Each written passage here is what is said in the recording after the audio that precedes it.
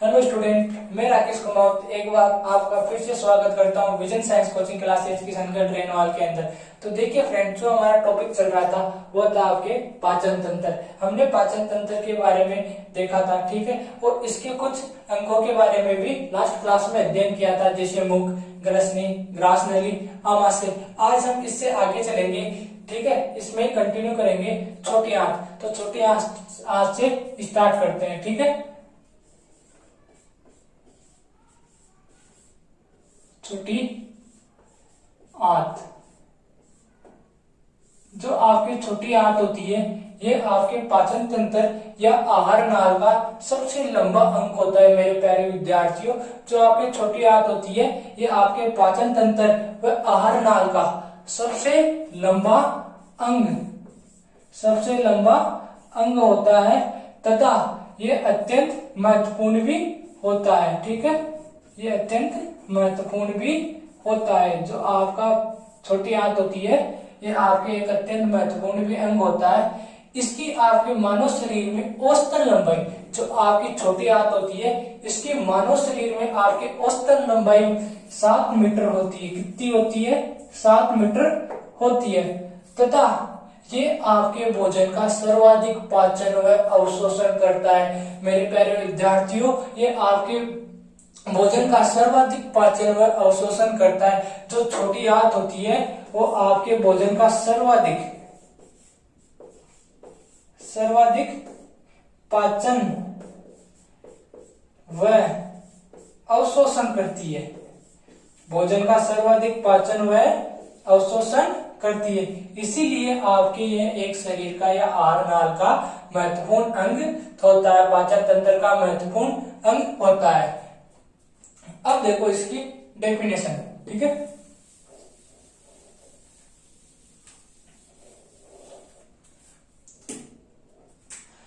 छोटी आंत पाचन तंत्र का सबसे लंबा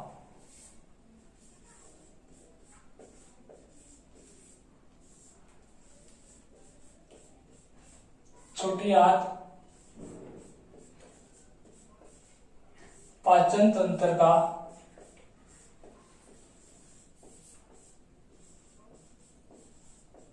सबसे लंबा व अत्यंत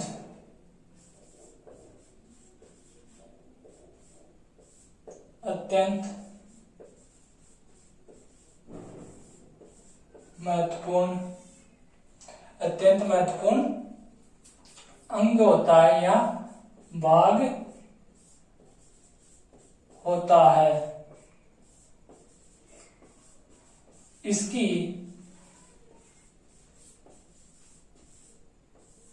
मानव शरीर में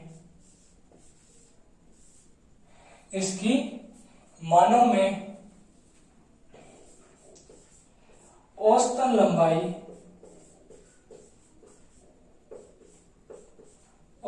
लंबाई करीब 7 मीटर होती है। औसतन लंबाई करीब कितनी होती है? 7 मीटर होती है, ठीक है।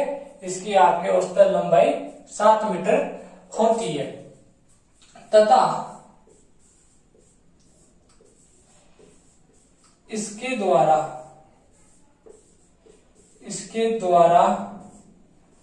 भोजन का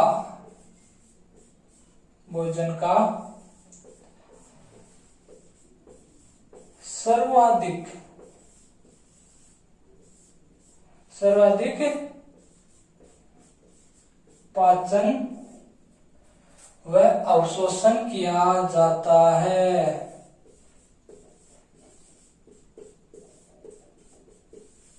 सर्वाधिक पाचन व अवशोषण किया जाता है, ठीक है। इसके द्वारा सर्वाधिक भोजन का पाचन व अवशोषण किया जाता है। इसीलिए आपके ये एक आहार नाल का महत्वपूर्ण भाग होता है। इसके बाद में आपकी जो छोटी आंत होती है, इसको 3 भागों के अंदर बांटा गया है। कितने भागों में? तीन भागों में इसको बांटा गया है। एक ग्रहणी, दूसरा अग्र शुद्रांश और तीसरा जो आपके है वो है शुद्रांश। ठीक है, कौन कौन से भाग बताए मैंने? ग्रहणी, अग्र शुद्रांश और शुद्रांश। ठीक है, तो देखो हमने छोटे भाग को कितने भागों में बांट दिया? तीन भागों में।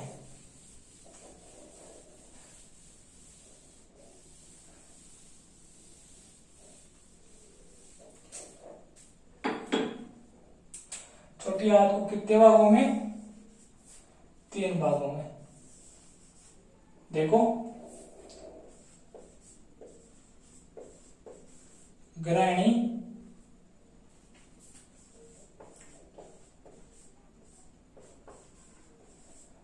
अग्र शुद्रांत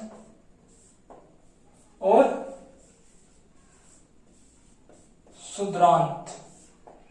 ठीक है, जो आपके ग्रहणी होता है, ठीक है, जो ग्रहणी होता है यह भाग आमाशय से जुड़ा हुआ होता है। ठीक है, जो ग्रहणी होता है आपके लगभग आपके ये देखो जो छोटी आंत होती है वो आपके यहां से प्रारंभ होकर यहां तक होती है। ठीक है, ये पूरी जो होती है ये छोटी आंत होती है, यहां से प्रारंभ होकर यहां तक होती है। ठीक है, जो आपकी ग्रहणी होती है, ठीक है, जो आपके ग्रहणी होती है यह आमाशय से जुड़ा हुआ होता है। ठीक है, यहाँ से आपकी ग्रहणी प्रारंभ होती है तथा यह आमाशय से जुड़ा हुआ होता है तथा यह छोटी आंत का पहला, छोटी आंत का पहला व सबसे छोटा अंग होता है। छोटी आंत का पहला व सबसे छोटा,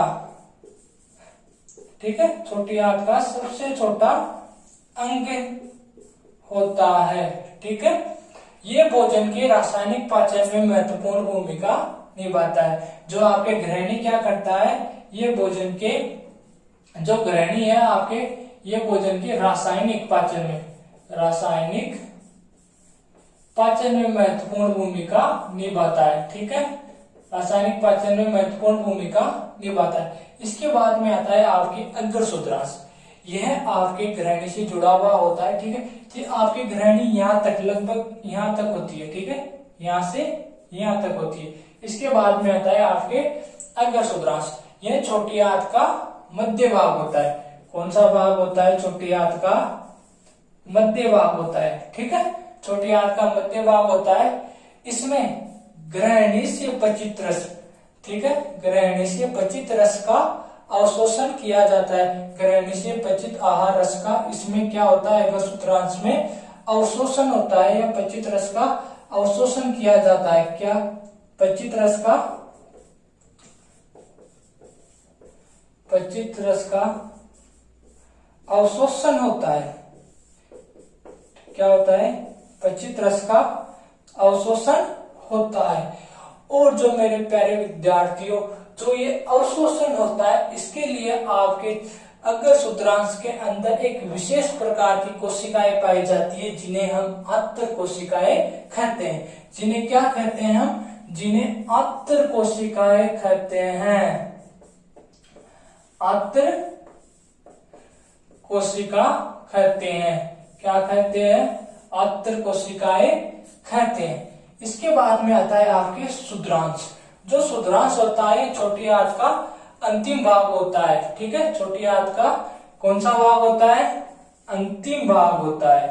तो शुद्रांश होता है आपके छोटी आंत का अंतिम भाग होता है, जो आपके बड़ी आंत में खुलता है। ठीक है, छोटी आंत का अंतिम भाग होता है तथा बड़ी आंत में खुलता है। ये भाग उन पोषक तत्वों को, ठीक है, पोषक तत्वों का अवशोषण करता है जो अग्र शुद्रांश में नहीं हुए, जिनका अग्र शुद्रांश में अवशोषण नहीं हुआ, ये उन भागों का अवशोषण करता है। ठीक है, जैसे आपके हो गया पीत लवक व विटामिन। कौन कौन से? पीत लवक व विटामिन। ठीक है, फिर आगे यह भोजन आपके बड़ी आंत में चला जाता है। ठीक है, अब देखो जो अग्र शुद्रांश भाग होता है वो लगभग आपके यहाँ से लंबा चलता है थोड़ा और यहाँ तक होता है। ठीक है, इसके बाद में आपके जो लास्ट का भाग होता है, यहां तक होता है, लास्ट का भाग आपके क्षुद्रांश होता है। ठीक है,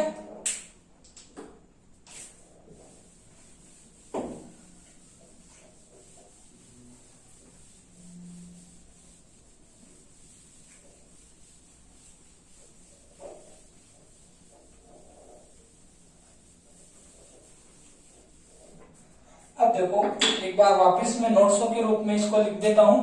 अगर शुद्रांश, वो सॉरी ग्रहणी,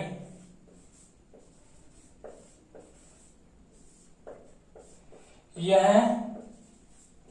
अमास्य, अमास्य से जुड़ा भाग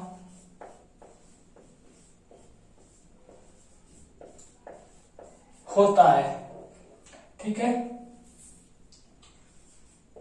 यह छोटी आंत का, यह छोटी आंत का पहला या प्रथम, पहला वह सबसे छोटा भाग होता है, सबसे छोटा भाग होता है जो भोजन के रासायनिक पाचन में, भोजन के रासायनिक पाचन में मदद करता है, भोजन के रासायनिक पाचन में मदद करता है। ठीक है, भोजन के रासायनिक पाचन में मदद करता है। ठीक है, यह भोजन के रासायनिक पाचन करने में महत्वपूर्ण भूमिका निभाता है। ठीक है, अब इससे आगे देखो आपके जो दूसरा भाग होता है छोटी आंत का, वह आपके अग्र क्षुद्रांश।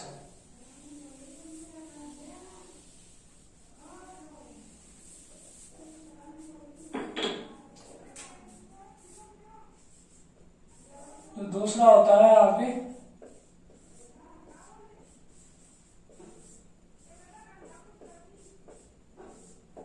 अग्र क्षुद्रांश। जो आपके अग्र क्षुद्रांश होता है, ये आपके छोटी आंत का मध्य भाग होता है।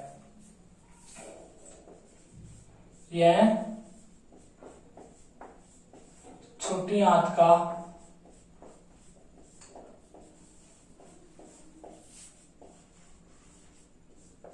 मध्य भाग, ठीक है, छोटे भाग का मध्य भाग होता है।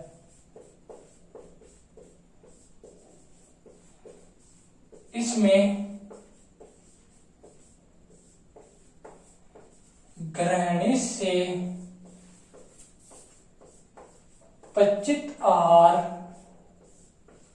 ग्रहणी से पचित आहार रस का, ग्रहणी से पचित आहार रस का अवशोषण किया जाता है। क्या अवशोषण किया जाता है।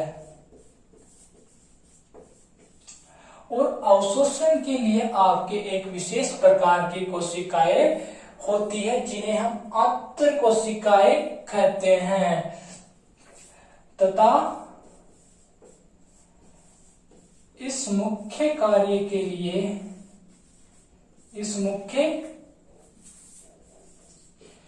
कार्य के लिए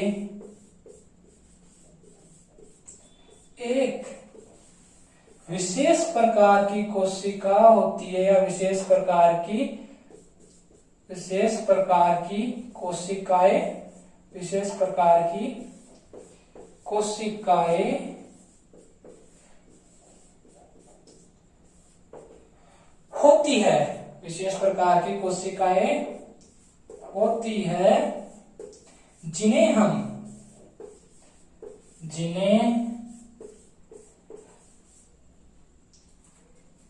सॉरी एक मिनट,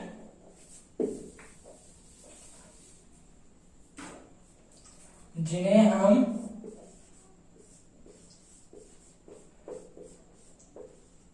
अंतर कोशिका या अंतर कोशिकाएं कहते हैं।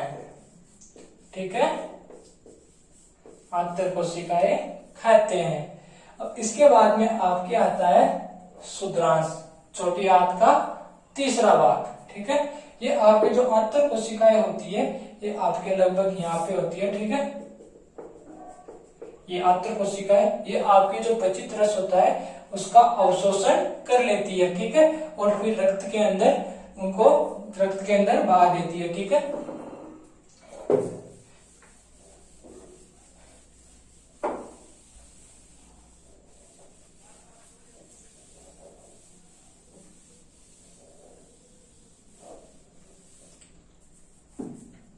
अब देखो आपके लास्ट आता है छोटी आंत का क्षुद्रांश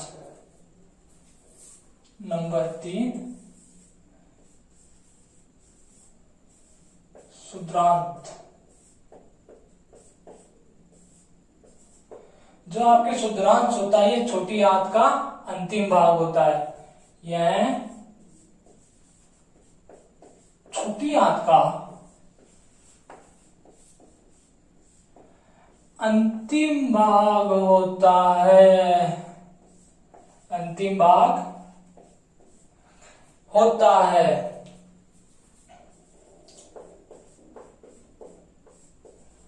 जो बड़ी आंत में खुलता है,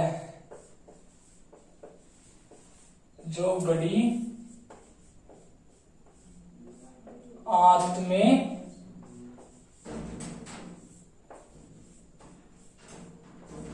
खुलता है। ठीक है, ये उन पोषक तत्वों का यह भाग उन पोषक तत्वों का पाचन करता है। ये भाग उन पोषक तत्वों का पाचन या अवशोषण करता है, पोषक तत्वों का अवशोषण करता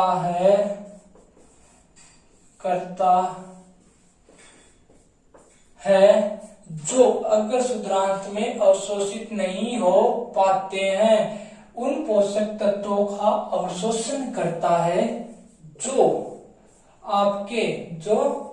अगर क्षुद्रांश में, ठीक है, अगर क्षुद्रांत में अवशोषित नहीं हो पाते हैं, अगर क्षुद्रांत में अवशोषित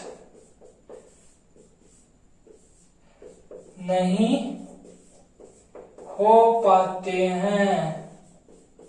ठीक है, और कौन सी चीजों का यह अवशोषण करता है वह आपके है एक तो पीतलवक और विटामिन। ठीक है, कौन से नहीं होते, किसका करता है? पीतलवक और विटामिन। पीतलवक व विटामिन का आपके ये अवशोषण करता है। पीतलवक या पीतलवन कर लो। ठीक है, इनका अवशोषण करता है। यहाँ पे आपकी जो छोटी आंत होती है वो समाप्त होती है। जो क्षुद्रांश होता है आपके वो यहाँ से लेकर आपके यहाँ तक होता है। ठीक है, ये जो मैंने लाइन लिखी हुई है यहाँ तक आपके क्षुद्रांश होता है और ये आपके छोटी आंत का अंतिम भाग होता है। ठीक है, अब इसके आगे आता है आपके बड़ी आंत।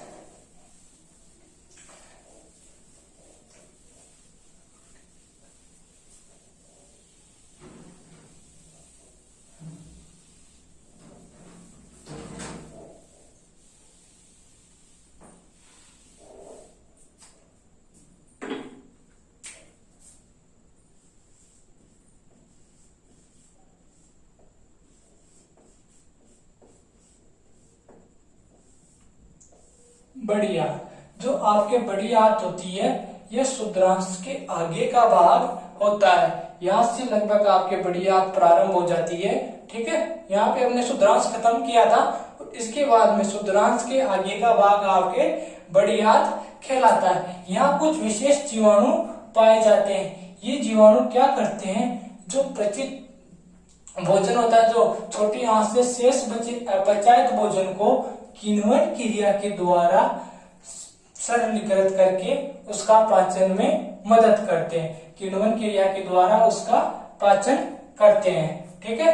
और बड़ी आंत का जो आपके मुख्य कार्य होता है वह जल व खनिज लवणों का अवशोषण करना होता है तथा अपशिष्ट पदार्थ को आपके मल द्वार से उत्सर्जित करना होता है, ठीक है। अब देखते हैं आपकी छोटी आंत की डेफिनेशन। यह आपके क्षुद्रांत के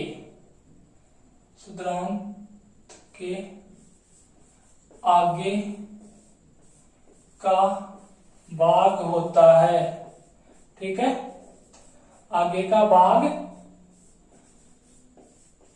होता है जो आपका क्षुद्रांत यहाँ पे कंप्लीट हो गया था। छोटी आंत का तीसरा भाग, उसके बाद में आपके बड़ी आंत क्या होता है, क्षुद्रांत के आगे का भाग होता है। यहाँ कुछ विशेष प्रकार के जीवाणु पाए जाते हैं। यहाँ कुछ विशेष प्रकार के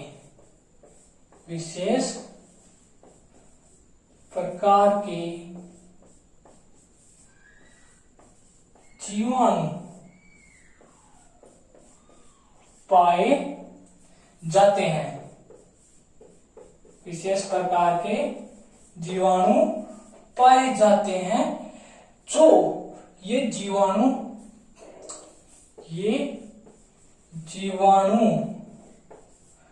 छोटी आंत से अपचायित भोजन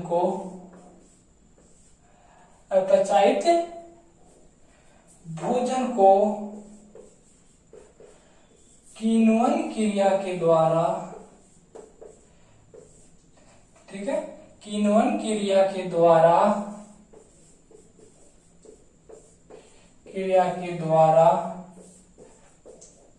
सरलीकृत कर पाचन में मदद करते हैं। सरलीकृत कर पाचन में मदद करते हैं। जो आपकी बड़ी आंत होती है क्षुद्रांत के आगे का भाग होती है, ठीक है। ये जो यहाँ से लेके ये बड़ी वाली ये दिख रही है, ठीक है, ये पूरी आपकी यहाँ तक आपके बड़ी आंत होती है, ठीक है। यहाँ पे इसमें कुछ विशेष प्रकार के जीवाणु पाए जाते हैं। ये जीवाणु छोटी आंत से कर लो, यहाँ पे छोटी आंत से अपचायित भोजन को, ठीक है, अपचित भोजन को किण्वन क्रिया के द्वारा सरलीकृत कर पाचन में मदद करते हैं, ठीक है। क्या करते हैं, जो आपके भोजन आपकी छोटी आंत से अपचित भोजन आता है, ये उसको किण्वन क्रिया के माध्यम से उसको गलाकर, ठीक है, उस भोजन को गलाकर उसको सरल टुकड़ों में तोड़कर उसका अवशोषण कर लेते हैं, ठीक है। पाचन किण्वन क्रिया द्वारा सरलीकृत कर पाचन में मदद करते हैं। अब जो आपके बड़ी आंत का महत्वपूर्ण कार्य होता है वो देखो आप, ये महत्वपूर्ण कार्य क्या होता है। तो मेरे प्यारे विद्यार्थियों, जो ये बड़ी आंत होती है आपके, ये आपके भोजन आपके खनिज लवण, ठीक है, खनिज लवण और जल का अवशोषण करती है, ठीक है। जो आपकी बड़ी आंत का मुख्य कार्य होता है जल व खनिज लवण का अवशोषण करना तथा अपशिष्ट पदार्थ को मल द्वार से उत्सर्जित करना, ठीक है, मल द्वार से उत्सर्जित करना।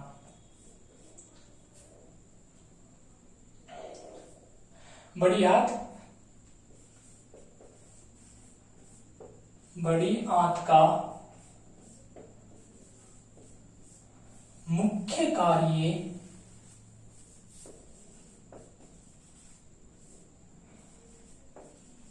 जल व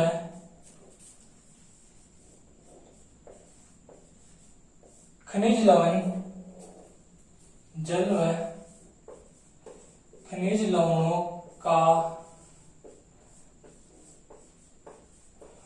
अवशोषण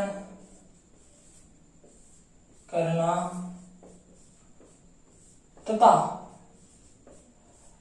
अपशिष्ट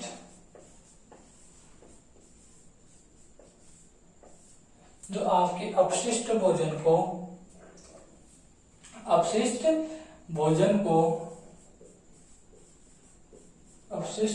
को मल द्वार से उत्सर्जित करना। ठीक है, अपशिष्ट भोजन को आपके मल द्वार से उत्सर्जित करना। इसके बाद में देखो, आपके छोटी आंत जो आपकी बड़ी आंत है, इसको आपके 3 भागों में विभाजित किया गया है। कितने में? 3 भागों में विभाजित किया गया है। पहला आपके अंधनाल, कौन सा? अंधनाल। जो दूसरा होता है आपके, वो होता है आपकी कर्मिक रूपी परिशेषिका। कर्मी रूपी परिशेषिका। ठीक है, कर्मिक रूपी परिशेषिका। और जो आपके तीसरा होता है, वो होता है आपके वर्धांत। वर्धांत, ये आपके 3 भाग होते हैं। अब देखो, सबसे पहले अंधनाल के बारे में। ठीक है,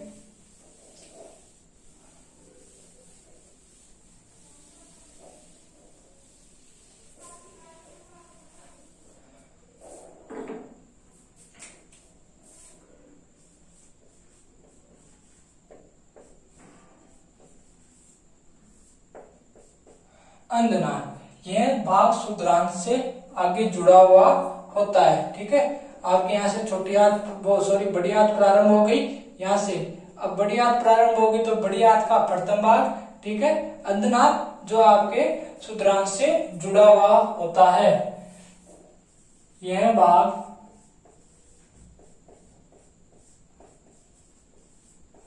शुद्रांत से जुड़ा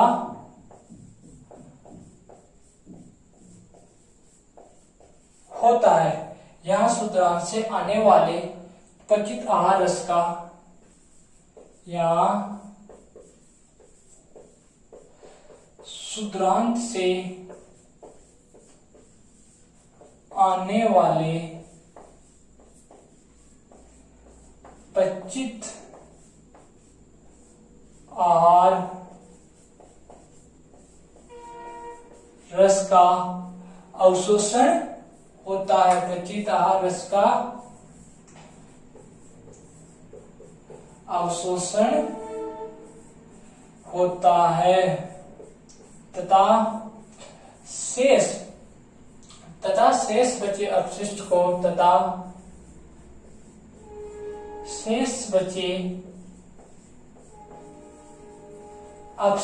को अपशिष्ट को आपकी जो वर्धांत होता है उसमें पहुंचा दिया जाता है। शेष बचे अपशिष्ट को वर्धांत में पहुंचा दिया जाता है। ठीक है, ये आपके अंधनाल कंप्लीट होता है। अंधनाल यहां से लेके यहां तक, ठीक है, यहां से लेके यहां तक होती है।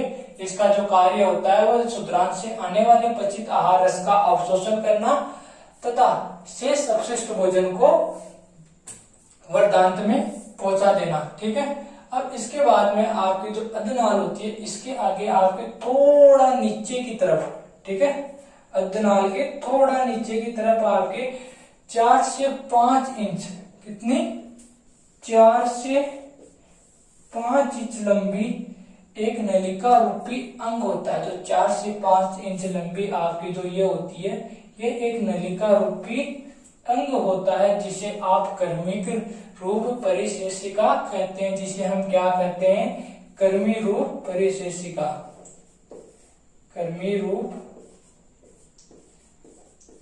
परिशेषिका, ठीक है, कर्मिक रूप परिशेषिका कहते हैं, जिसे हम इंग्लिश में अपेंडिक्स के नाम से जानते हैं। किसके नाम से, अपेंडिक्स के नाम से जानते हैं, ठीक है। इसका हमारे शरीर में कोई कार्य नहीं होता है, ठीक है, इसका हमारे शरीर में कोई कार्य नहीं होता है।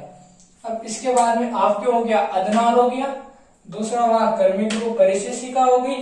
अब जो तीसरे नंबर पे आता है वर्धांत, उसको देखो।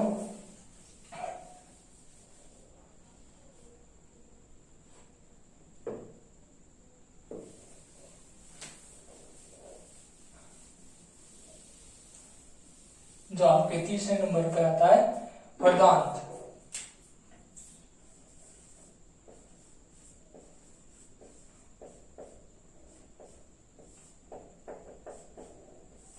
ठीक है, वर्धांत, अंधनाल के आगे का भाग आपके वर्धांत कहलाता है। क्या,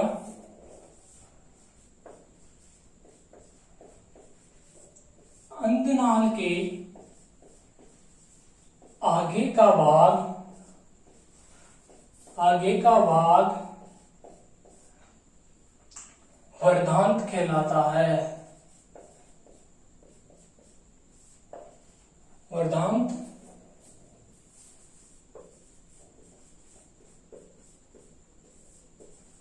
वर्धांत कहलाता है।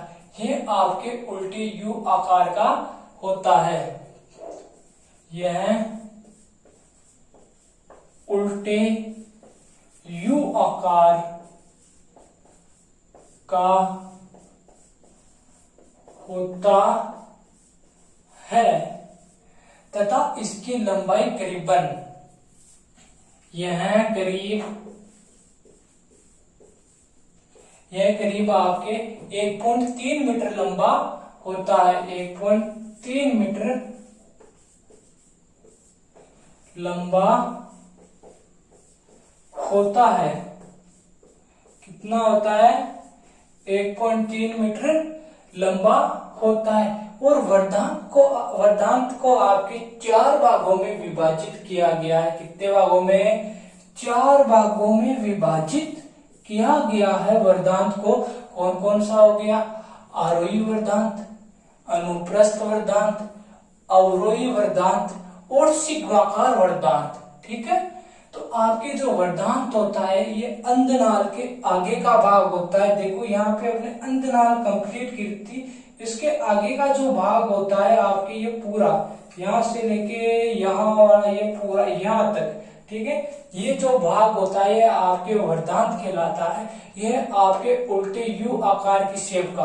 देखो यहाँ से चालू करते हैं, ऐसे जाके ऐसे घुमा के ऐसे जाके वापस ऐसे यहाँ पे, तो ये कैसा हो गया, उल्टे यू आकार की आकृति हो गई। तो इसका जो आकार होता है वो उल्टे यू आकार का होता है। यह करीब आपके 1.3 मीटर लंबा होता है। जो ये वर्धांत होता है आपके, ये 1.3 मीटर लंबा होता है। यहाँ से लेके आपके यहाँ तक ये 1.3 मीटर लंबा होता है। अब चर्चा करते हैं इसके 4 भागों के ऊपर।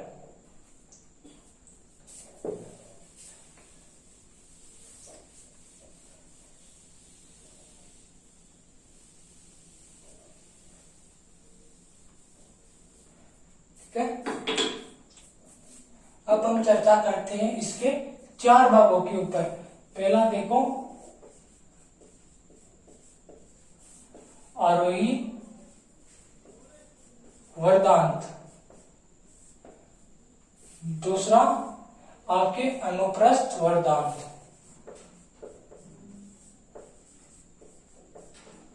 अनुप्रस्थ वर्धांत। तीसरा आपके हो गया अवरोही वर्धांत, ठीक है। और जो चौथा आपके हो गया वह हो गया आपके सिग्माकार वर्धांत, सिग्माकार वर्धांत, ठीक है। जो आपके आरोही वर्धांत होता है इसकी आपके जो लंबाई होती है वो करीब 15 सेंटीमीटर के लगभग होती है। कितनी? 15 सेंटीमीटर के लगभग होती है। जो अनुप्रस्थ होता है आपके 50 सेंटीमीटर के लगभग होता है, और जो आपके अवरोही होता है ये आपके 25 सेंटीमीटर के लगभग होता है, और जो सिग्माकार होता है ये लगभग आपके 40 सेंटीमीटर के लगभग होता है। इसकी लंबाई आपके 40 सेंटीमीटर की लंबी होती है।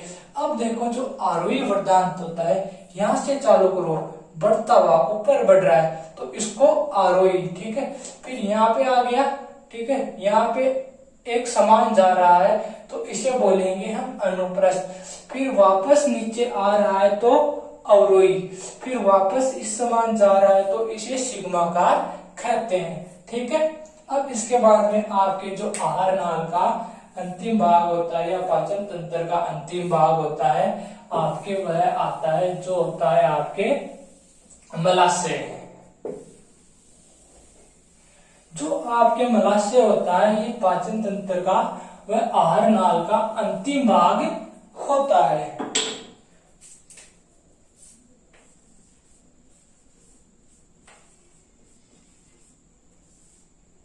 मलाशय ये आपके पाचन तंत्र या आहार नाल का अंतिम भाग होता है। यह करीब आपके 20 सेंटीमीटर लंबा होता है। कितना लंबा होता है? 20 सेंटीमीटर लंबा होता है। और आपके जो आहार नाल सॉरी जो आपके मलाशय होता है इसमें आपके दो चीज पाई जाती है। एक तो होती है आपके गुदानाल, ठीक है, एक तो आपके गुदानाल, और एक होती है आपकी संवरणी पेशिकाएं, संवरणी पेशिकाएं, ठीक है।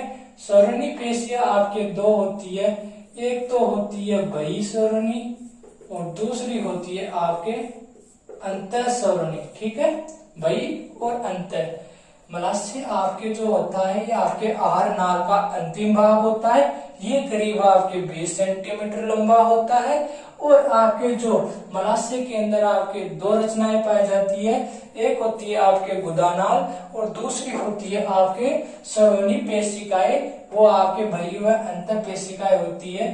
जो आपके गुदानाल होती है, ठीक है, ये आपके जो मलाशय होता है इसके अंतिम, यहाँ से मलाशय हो गया, ठीक है, इसके अंतिम जो 3 सेंटीमीटर का होता है, 3 सेंटीमीटर की जो संरचना होती है उसे हम गुदानाल कहते हैं। अंतिम 3 सेंटीमीटर वाले भाग को गुदानाल कहते हैं। जो आपके गुदानाल होती है वो मल द्वार के रास्ते से बाहर खुलता है। जो गुदानाल होती है वो मल द्वार के रास्ते से आपके बाहर खुलता है। और जो आपके संवरणी पेशिकाएं होती है ये आपके मल द्वार को बाहर कब खोलना है उसके बारे में डिसाइड करती है। अब देखो इसको हम नोट्स के रूप में इसकी डेफिनेशन देखते हैं।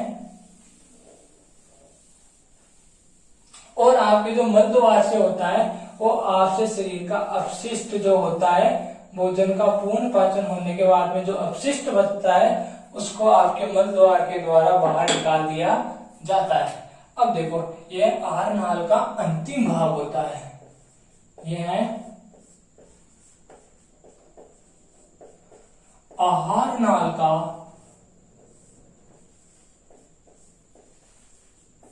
अंतिम भाग होता है।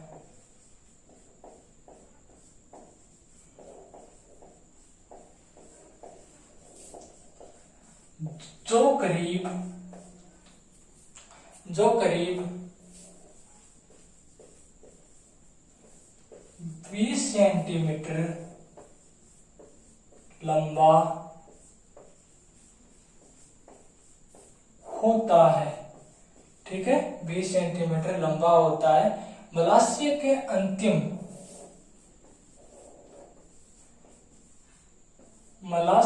अंतिम 3 सेंटीमीटर के भाग को 3 सेंटीमीटर के भाग को गुदानाल कहते हैं। मलाशय के अंतिम 3 सेंटीमीटर के भाग को गुदानाल कहा जाता है। गुदानाल मल द्वार के रास्ते से बाहर खुलता है। जो आपके गुदानाल होता है, गुदानाल मल द्वार के रास्ते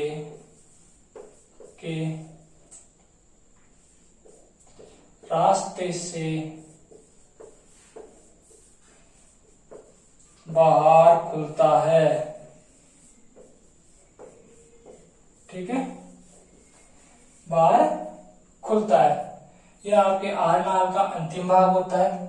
लास्ट में आहारनाल का अंतिम भाग यह करीब आपके 20 सेंटीमीटर लंबा होता है। मलाशय के अंतिम भाग के अंदर तो 3 सेंटीमीटर का होता है, उसे हम गुदानाल कहते हैं। गुदानाल मल द्वार के रास्ते आपके बाहर, शरीर के बाहर खुलता है। ठीक है, अब इसके बाद में देखो थोड़ा और बच रहा है आपके।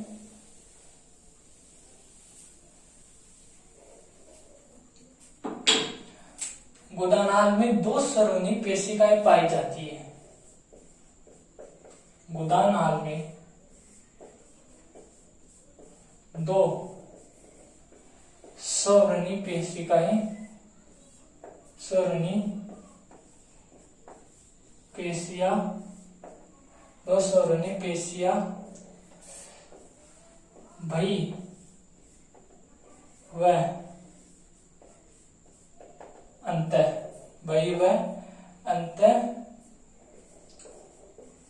सरोनी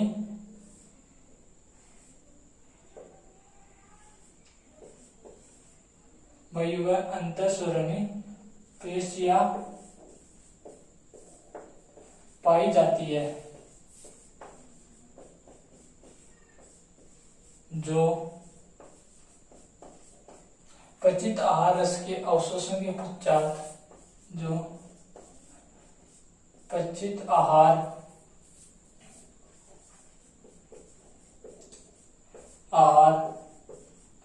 रस के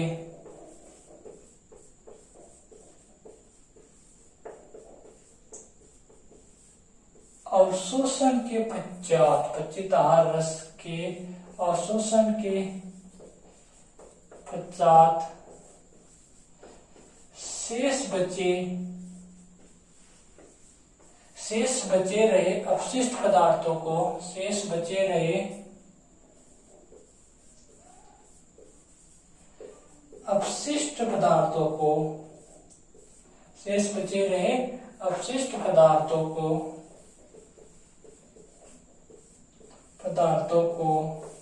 बाहर निकालने में,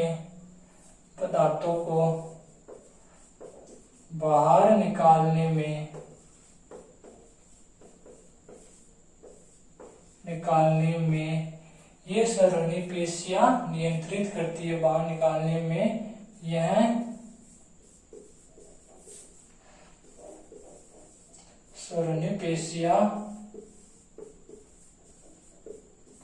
सरोनी पेशियां नियंत्रण करती है।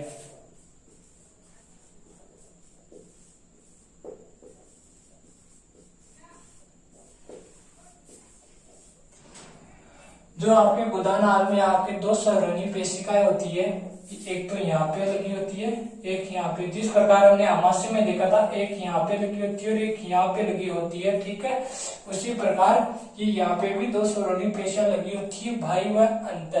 ये आपकी ये डिसाइड करती है कि जो आपका अपशिष्ट होता है उसको कब बाहर निकालना होता है। ऐसे थोड़ी ना होता है कि आपने जैसे खाना खाया, उसका पाचन हुआ और हम खाते जा रहे हैं और आपके बाहर निकलता जा रहा है, ऐसा आपके बिल्कुल नहीं होता है। यह आपकी इच्छा पे निर्भर करता है, जो कौन सी पेशियां कार्य करती है, यह आपकी इच्छा पर सरोनी पेशिकाएं इसको नियंत्रित करती है कि इसको कब बाहर निकालना है। ठीक है, और कब तक अंदर रखना है। इसको बाहर निकालने का जो नियंत्रण होता है वो आपके सरोनी पेशियों के पास होता है। इसी के साथ में आज का हमारा जो टॉपिक था पाचन तंत्र वो आपके समाप्त होता है, ठीक है। और इसकी कुछ आपकी पेशियां होती है, जो सहायक पेशियां होती है, उसकी जो अध्ययन करेंगे वो आपके नेक्स्ट क्लास में करेंगे। तो उम्मीद करूंगा आपको क्लास बहुत अच्छी लगी होगी। तो क्लास आपको अच्छी लगे तो आप लाइक, शेयर और कमेंट करना ना भूलें।